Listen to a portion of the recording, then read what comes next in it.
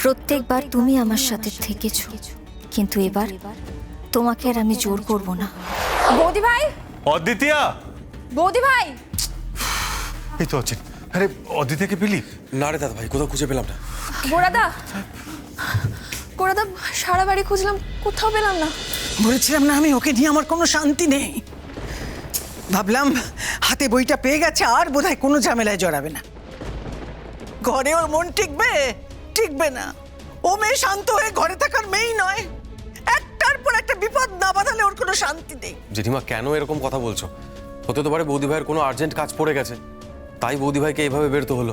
এই দাদা ভাই, তুই একবার বৌদি ভাইকে ফোন করে দেখ না। তুমি তো বলেই দিয়েছো জিজি, আমার কথা তুমি বিশ্বাস করো না। অতীত যাত্রা, তার জন্য 3টে চাবি, এগুলো নাকি সবই গল্প।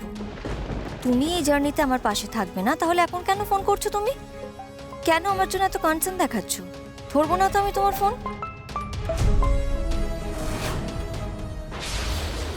কি হলো গোড়াদা, দিদি ফোনটা ধরলো না? না, ফোনটা তো বেজে বেজে কেটে গেল। ফিরুক আজকে, আজ ফিরুক ওই মেয়ে। ওকে আমি বুঝিয়ে দেবো, ভালো করে বুঝিয়ে দেবো একেবারে, যে বাড়িতে থাকতে গেলে এই সমস্ত চলবে না, একেবারে চলবে না। এ বাড়িতে থাকার কতগুলো নির্দিষ্ট নিয়ম কারণ আছে, ওকে সেটা মেনে থাকতে হবে।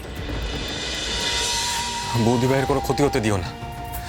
বৌদি ভাইকে ফোনে পাচ্ছি না। বৌদি ভাই কোথায় গেছে, কি হচ্ছে কিচ্ছু জানি না। এই সময় শুধু তুমি একমাত্র ভরসা, প্রভু। আমাদের একবার থানায় যেতে হবে, অদ্বিতীয় নামে একটা মিসিং ডায়েরি করতে হবে। চল।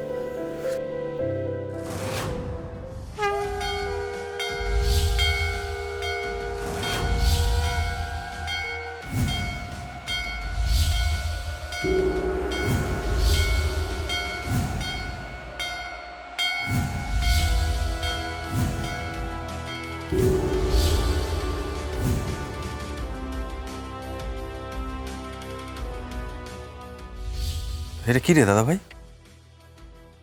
চিঠি অদ্বিতীয়া লিখেছে। বর্ণা দ্বিতীয় চিঠিটা কি লিখেছে? জিজি, আমি জানি যখন কাল সকালে তোমরা আমাকে পাবে না, তখন তোমরা খুব প্যানিক করবে, কিন্তু কি করব বলো? প্রভু যখন আমাকে ইশারা দিয়েছেন, তখন আমাকে একবার ব্রহ্মা, বিষ্ণু আর মহেশ্বরের মন্দিরে যেতেই হবে। প্রত্যেকবার তুমি আমার সাথে থেকেছো, কিন্তু এবার তোমাকে আর আমি জোর করব না। আমি একাই ওই 3টে চাবি খুঁজে তোমার কাছে নিয়ে আসব। যার স্মরণ নিয়ে আমি এই দিশা দেখতে পেয়েছি, তার পায়ের কাছে চিঠিটা রাখলাম। অদ্বিতীয়া।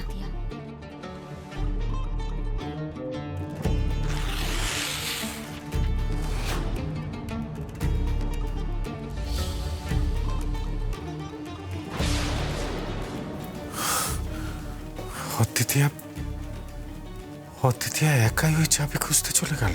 বলেছিলাম না, বলেছিলাম তো আমি, এক মুহূর্ত মেয়ের ঘরে মন টেকে না। কি একটা বই পেলো, সেটা কি পড়লো না পড়লো, ব্যাস অমনি রওনা হয়ে গেল তার খোঁজ। দাদা ভাই, ফুলমুড়ার এই কাব্য তো একটা গল্প। এই গল্পটাকে বিশ্বাস করে বৌদি ভাই বাড়ি ছেড়ে বেরিয়ে গেল।